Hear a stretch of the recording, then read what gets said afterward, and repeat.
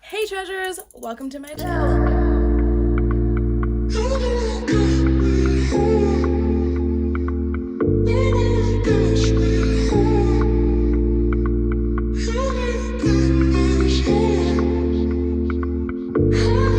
So, I know, I'm so late for this new addition to the book club.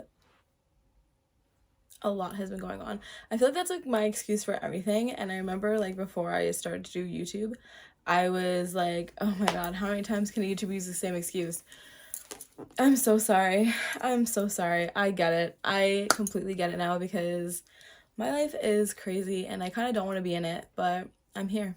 So we're going to be adding on to my book series, my book club. If you don't know what I'm talking about, I will leave the last premiere up here and I will have them both down in the description box down below.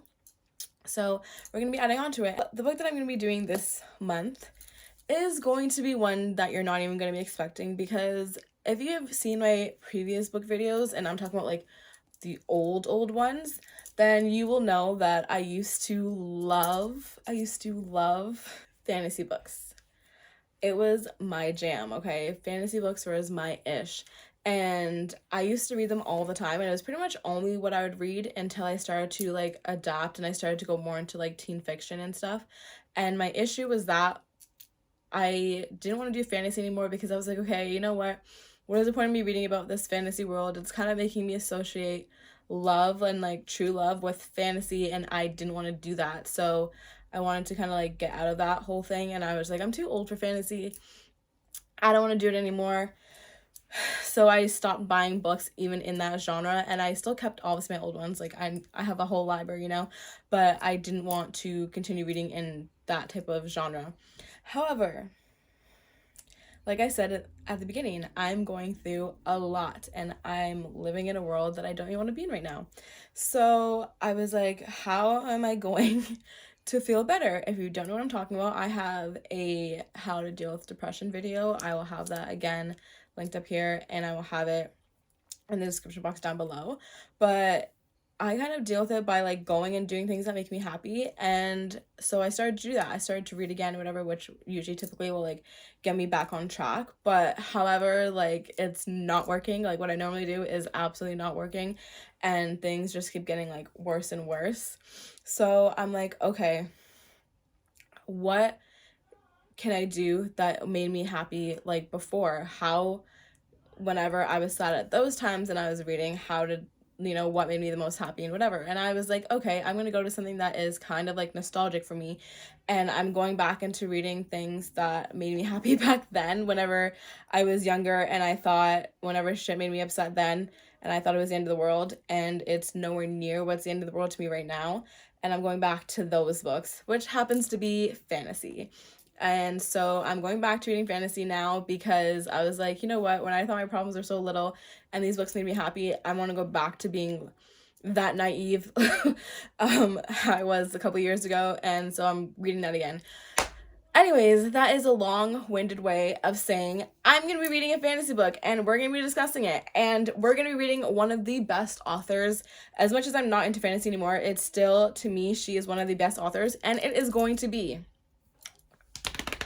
drum roll, I don't have a drum, so I wish I did, but drum roll, Richelle Mead. If you don't know who I'm talking about, I will list her top selling books right here. She is probably my she's probably my favorite fantasy writer, and she was the one that pretty much slapped some truth into me and made me realize how trash Twilight actually is. And I don't want to put anything against Stephanie Meyer, because obviously she did her thing. It's a major thing, Twilight, you know what I mean? It was talked about for years and years and years. So good on her for doing that. But I just mean I got into reading because of Twilight. And then my sister showed me Richelle Mead, and she showed me Vampire Academy, and I was like, what is Twilight? And so yeah, I got into that, and I'm sure you guys are thinking we're gonna be talking about Vampire Academy. We're not. We're gonna be talking about Bloodlines. So let's get into this. As much as this is like a book premiere or whatever for what we're going to be talking about this month, it is kind of a spoiler if you haven't read and you're looking forward to reading. Even if you haven't read it yet, girl, like, get on it. But the Vampire Academy series, it is a spoiler, so if you don't want to get into that, save this video for later and hurry up and read those books and then come back to me. Or if you don't care about those books and you want to read this, because you can read these alone.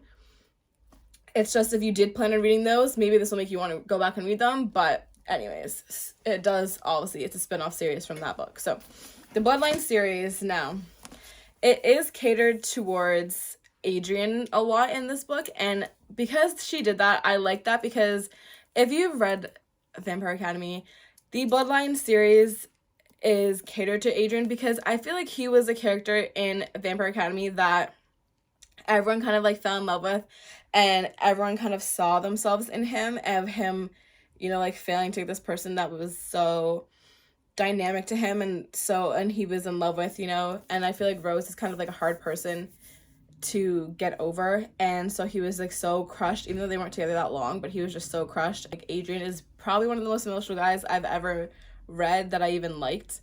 So I like that Richelle Mead kind of gave him a story and was like, okay, let's let Adrian like find the love that he deserves. This book, and Richelle Mead in general, she writes vampire books, and it is vampire books, but it's different than like Twilight, it's different than Vampire Diaries. I can't believe like my favorite show. Anyways, it's different in those aspects. This has 3 types of vampires. So they have the Moroi, which is like the royalty vampires, and they're full vampires. Then they have Dampires, and that is like part human, part vampire. And then they have Strigoi, and Strigoi is the sinister types of vampires. Strigoi also feeds off of Moroi and Dampires, so they don't really care. Moroi only feed on blood.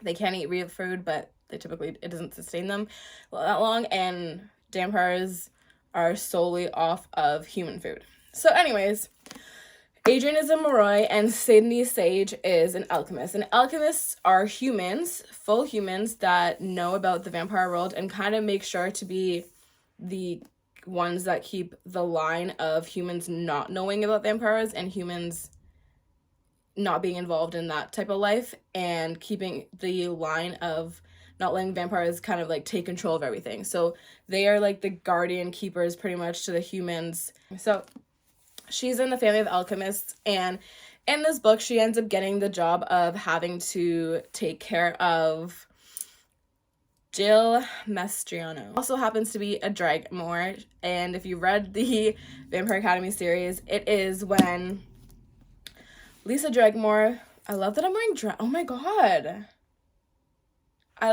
This was so not planned. Oh my god, this was really not planned, but anyways, wow, okay. Lisa Dragmore is the queen, and she is young. She's like, I believe she's like 19 or something, and she happens to be the queen of the Moroi. Now, in order for you to be queen, you have to have had another family member in that lineage, and just so happens that a whole bunch of shit went down, and then ended up finding out that Lisa's dad ended up having an affair, and bam, here we go, there's Jill. Now, Jill was almost assassinated. She kind of was. And Adrian ended up saving her with his magic ability. Now, Morois have magic abilities, and it's in the 4 elements. And he happens to be in a 5th one that is like very, very special. I'm not going to give too much because I do want you guys to like read the book. And so he happens to be in like a 5th element that is really chaotic and really, really special, and it's very, very rare. Lisa also happens to share this same element specialty with him, and so he was able to save Jill, and so now Jill is in hiding, and they ended up taking her to Palm Springs, where Sydney is keeping watch of all of them to make sure, you know, the assassinators don't end up finding her, and while giving her an education, and as well as having all of these people there to protect her in this new school and this new environment until they're able to catch and able to change the ruling that you need to have someone in your lineage to be able to rule the Moroi. So that is what Sydney's pretty much doing. She's pretty much the babysitter. And the thing about Sydney, and the thing that makes this book, like, I may be telling you spoilers, but you're going to want to continue to read it, is because obviously they're gonna fall in love. Like, hello, it's the picture of Sydney and Adrian. Now you're gonna want to continue reading it because of the fact that alchemists, although they're kind of, you know, working to, their main priority is the humans, but they're also working for Moroi in the sense of just doing the greater good, and you have to work with thy enemy to create a good balance of the world. Yes, she has to work with vampires, but she was raised to believe that vampires do not belong here. Magic should not be used, and she's very much against vampires. Like, she doesn't want to be too close to them. She's very like skittish of them, and like is kind of like, keep your distance, I'll keep mine sort of thing. And it's funny because she's in this predicament where she has to pretend that they're literally her siblings and they're her family, so she has to be like around them all the time. And so what this book is kind of somebody going against like what they were always taught to believe in and making their own decisions, and she ends up changing and realizing like they have humanity, you know, they're not humans, but they pretty much might as well be because they're not evil, which is what she was raised to believe all this time. I will say that when we are going to be diving in and I'm going to be giving you like the nitty gritty of like what I think about this series and this book, obviously I'm talking to you guys as someone that is a fan of Adrian as well. Obviously I'm talking to you guys as someone that once loved fantasy, and I'm back reading it again now as like a grown-ass woman. But it kind of changed for me of like what I used to think when I was younger and how I think about it now.